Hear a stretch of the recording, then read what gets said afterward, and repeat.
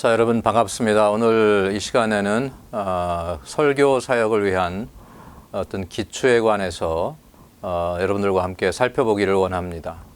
강해 설교의 기초는 먼저 하나님의 소명의식이 투철해야 합니다. 왜냐하면 설교자는 하나님 앞에 부름을 받은 사람이기 때문입니다. 그래서 하나님의 부름에 대한, 소명에 대한 확신이 있을 때에 설교자가 어떤 장애물이라도 이겨낼 수 있고 하나님의 말씀을 전할 수 있는 그런 역량이 생겨나는 것입니다. 또 하나님의 말씀입니다. 말씀의 본질과 역할에 대한 헌신이 있어야 합니다. 정말 하나님의 말씀, 기록된 말씀이 하나님의 말씀이라고 하는 강한 확신과 마음의 어떤 동의가 있을 때에 그 말씀에 대한 헌신이 있을 수 있고 자신의 역할에 대한 헌신이 생겨날 수가 있는 것입니다. 또 하나님을 개인적으로 예배해야 합니다. 단순히 메시지만을 전하는 것이 아니라 하나님을 예배하는 한 사람으로서 다른 하나님의 백성들에게 개인적 열정적인 어떤 그런 예배의 모습을 보여줄 수 있어야 되겠습니다. 또 네 번째는 하나님의 기름 부으심이 있어야 합니다. 사역과 삶에 중단 없는 기름 부으심이 있기를 위해서 항상 간구하고 그런 기름 부으심 가운데에서 또 생활해야 하고 또 사역을 감당해야 할 것입니다. 먼저 하나님의 부르심에 대해서 생각해 보겠습니다. 하나님의 부르심, 소명을 생각할 때에 성경에 몇 가지 용어들이 나오는데 엘더라는 말, 장로라는 말이 있습니다. 프레스비테로스라고 하는 단어가 있고 두 번째는 감독, 비숍, 에피스코포스라는 말이 있습니다. 또 세 번째는 패스터, 목사라는 말이 있습니다. 이 장로라고 하는 말은 가르치는 사람을 의미하고요. 감독은 감독자, 보호자, 또 설교자의 역할을 보여주는 것이고 목사라고 하는 말은 목자로서의 역할을, 돌봄의 역할을 강조하는 단어라고 볼 수가 있겠습니다. 근데 이 세 가지의 이 각기 다른 단어들이 동일한 한 사람을 지칭하는 각기 다른 용어로 사용되어진 것을 베드로의 서신에서 발견할 수가 있습니다. 그래서 이 소명이 있을 때에 하나님의 소명이 선한 일을 사모하게 합니다. 그래서 목회가 여러 가지 어려움이 있고 장애물이 있지만 이 소명이 있으면 그래도 하나님께서 주신 이 정말 말씀의 선한 사역을 끝까지 감당할 수 있는 그런 원동력이 생길 수 있는 것입니다. 또 소명에 대한 확신이 있을 때에 부르심을 받은 설교자들이 하나님께서 사용해서 말씀하실 수 있는 그런 사역이 이루어질 수가 있는 것입니다. 목자로 부름받았을 때 목자가 하는 역할 중에 하나는, 책임 중에 뭐냐? 양육하고 보호하는 일이 있습니다. 이 양육하고 보호하는 사역은 말씀을 설교하고 가르치는 사역을 통해서 이루어지는 것입니다. 그리고 이 목자는 말씀의 전문가가 되어야 합니다. 이 말씀을 전하는 일에 경쟁자가 없어야 합니다. 그래서 모든 회중들이 설교자가 전하는 말씀을 듣고 받아들이고 하나님의 백성으로 살아갈 수가 있는 것입니다. 그래서 회중들은 진정한 말씀을 통해서 인도와 하나님의 뜻을 알기를 원하는 마음으로 여러분 예배나 설교 사역에 참여를 하는 것입니다. 두 번째로 하나님의 말씀에 대한 확신이 있어야 합니다. 성경이 하나님의 말씀이라고 하는 확신이 없으면 왜 성경을 설교하는가? 오늘날의 강단을 보면 성경이 하나님의 말씀이라고 하는 확신이 없이도 설교 사역을 하는 분들이 많이 있습니다. 몇 년 전에 어느 한 대형 교회의 담임 목사님의 인터뷰 내용이 잡지에 실린 적이 있습니다. 그런데 그분이 인터뷰 내용 중에 이런 말을 했습니다. 나는 우리의 회중들이 어떤 면에서는 불쌍하다. 왜냐하면 나 자신이 성경이 하나님의 말씀이라고 하는 확신을 가지고 있지 않는데도 매주마다 주일마다 와서 참여해서 설교의 메시지를 듣는다고 하는 것이 참 어떤 면에서는 불쌍하다. 그런 말을 한 적이 있습니다. 그러면 성경이 하나님의 말씀이라고 하는 확신이 없으면 성경을 설교할 필요가 없는 것입니다. 차라리 다른 직업을 찾아서 사역하는 것이 바람직하다고 보겠습니다. 성경은 하나님의 영감으로, 감동으로 기록된 책입니다. 그래서 성령님께서 저자들의 표현 방식도 인도해 주셨고 성경 전체가 감동으로 기록되었습니다. 성경 속에 하나님의 말씀이 포함되어 있는 것이 아니라 성경 전체가 감동으로 기록되어져 있고 성경의 무호성을 믿어야 합니다. 성경의 영감에 대한 확신이 설교자의 마음과 태도에 영향을 미치게 되어 있습니다. 성경의 권위를 받아들여야 합니다. 성경은 믿음과 생활이 최고 권위라고 하는 점을 인정하고 그렇게 받아들이고 설교할 때에 사람들 앞에 하나님의 말씀으로서의 권위 있는 메시지가 증거되고 선포될 수가 있는 것입니다. 그래서 성경의 권위를 믿음으로 받아들여야 합니다. 어느 한 면에서 설교자들이 성경을 붙들고 정말로 성경을 씨름할 것인가, 성경을 전할 것인가를 고민해야 합니다. 유명한 전도자였던 빌리 그레이엄 목사의 경험을 보면 초기 사역에 위기를 겪었습니다.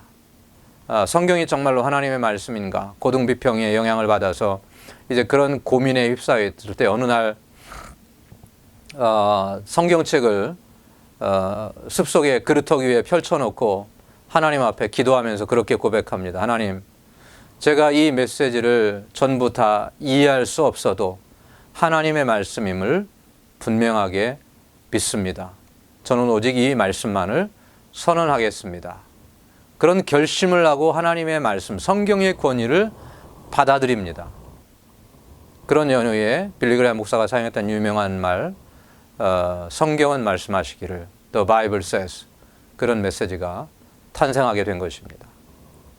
설교자의 권위는 메시지의 권위에 있는 것입니다. 메시지가 정말로 하나님께서 주신 메시지냐라고 하는 것을 받아들일 때에 설교자에게 권위가 더해지는 것입니다. 또 성경의 유익성을 확신해야 합니다. 여호수아서 1장 8절에 번영과 성공을 약속하셨고요. 시편 19편 7절로 11절에도 하나님께서 번영을 약속해 주셨고 율법은 경고와 보상을 약속하고 있고 죄 씻음과 죄를 피할 수 있는 매개체가 바로 성경 속에 있고요. 성경은 안내와 방향을 제시해 주고 우리를 거룩해 하는 능동적인 원인으로서의 어떤 유익성을 누릴 수가 있겠습니다. 또 성경의 목적을 받아들여야 합니다. 성경에는 다양한 문학 장르가 있지만 그냥 다양한 문학 전집이 아닙니다.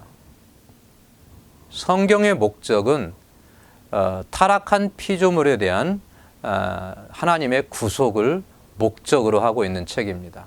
그래서 구원의 3대가가 등장하는데 이신층의 성화, 영화의 내용들이 성경의 내용 속에 구체적으로 제시되어 있습니다.